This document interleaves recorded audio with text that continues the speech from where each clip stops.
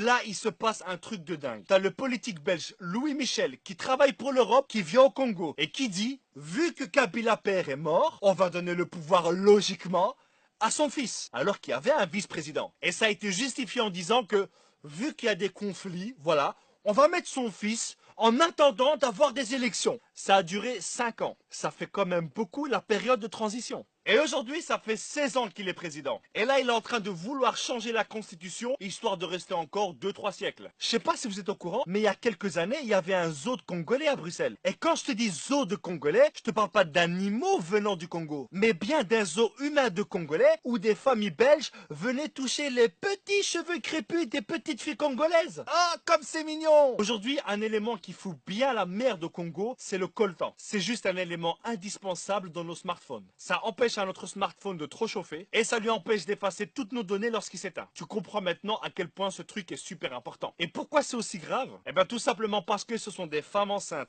des enfants, des hommes qui sont payés 2 € par jour pour extraire ce précieux minerai. Et il y a des millions de personnes qui meurent à cause de ça. Et tous les fabricants de smartphones, d'ordinateurs, de tablettes utilisent le coltan congolais. Et ce coltan qui pourrait faire vivre tout le Congo est sorti illégalement vers le Rwanda qui le réenterre pour qu'ils puissent dire on est les premiers producteurs de coltan au monde. Quoi?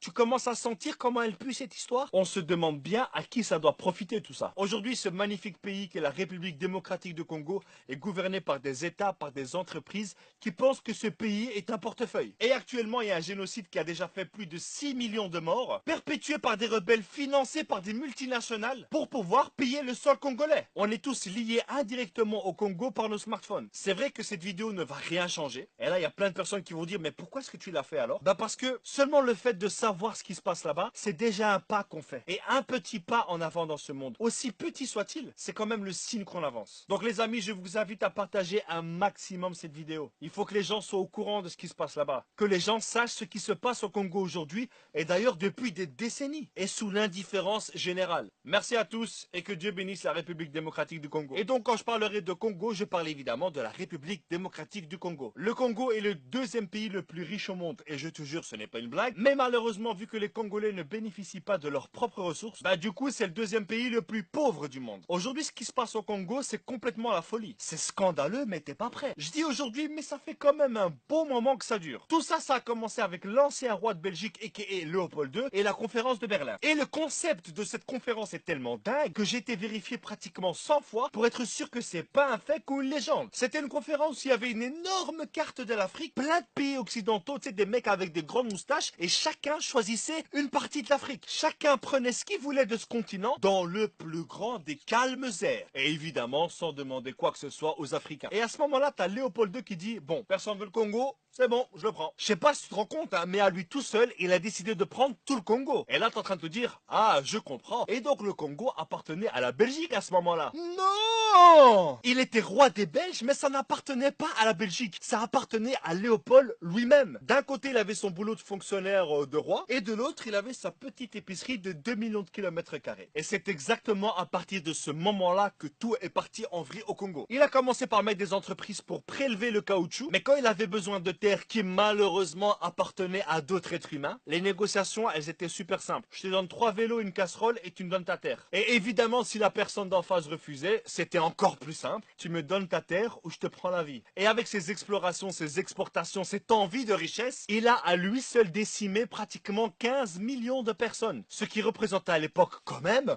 la moitié de la population congolaise. Là c'est chaud là. Là, c'est chaud, quoi. Et le pire, c'est qu'il a jamais mis les pieds au Congo. Il faisait tout ça à distance. Évidemment, un jour, t'as les Congolais qui en avaient un peu marre de cette situation et qui ont exigé leur indépendance. Et là, t'as les Occidentaux qui ont dit, ok, ça va, vous pouvez. Du coup, il y a les Congolais qui élisent leur premier ministre, c'est Monsieur Lumumba, et leur premier président, c'est Monsieur Kasavubu. Et là, tu dis, ils ont un premier ministre, ils ont un président, ils l'ont élu, c'est bon, ils sont indépendants. Mais c'est mal connaître l'Occident. Le Congo avait évidemment son armée constituée de Congolais, sauf tous les les hauts gradés, caporal, chef, capitaine, ce que tu veux, ils étaient tous belges. Donc pour un Congolais, tu lui dis qu'il est indépendant, mais que son chef s'appelle quand même Eric Van Den Put, mais où est le respect? Du coup, après seulement 3 jours d'indépendance, l'armée se rebelle. Quelques semaines plus tard, la province du Katanga se dit indépendante. Et pour ceux qui savent pas, Katanga, c'est juste la province la plus riche de Congo. C'est là où il y a du cuivre, de l'uranium, des diamants, enfin bref, la folie. Et c'est là aussi où il y a plein de pays occidentaux qui prélèvent tout ça. À ce moment-là, Lumumba demande l'aide de la Belgique qui lui disent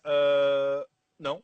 Mais en même temps, les rebelles qui voulaient que Katanga soit indépendante, eux, ils étaient soutenus par la Belgique. Et on se demande bien pourquoi, mais évidemment ceci Ça ne nous regarde pas. donc en gros, leur indépendance, elle a duré max 48 heures. Lumumba, qui n'était pas trop d'accord sur ce qui se passe au Congo, a demandé à la Belgique et à d'autres pays d'arrêter de voler leurs richesses. Et devinez quoi? Il a été tué. Mais ça, on commence à avoir l'habitude. Et l'officier qui a fait ça, il a gardé les dents de Lumumba dans son jardin, histoire de garder des preuves pour dire c'est moi qui l'ai fait. Ensuite, il y a eu Mobutu, et ensuite, il y a Kabila Père, qui, entre parenthèses, lui aussi s'est fait tuer dans des circonstances. Voilà, on n'a rien vu. On ne voit rien. On sait pas.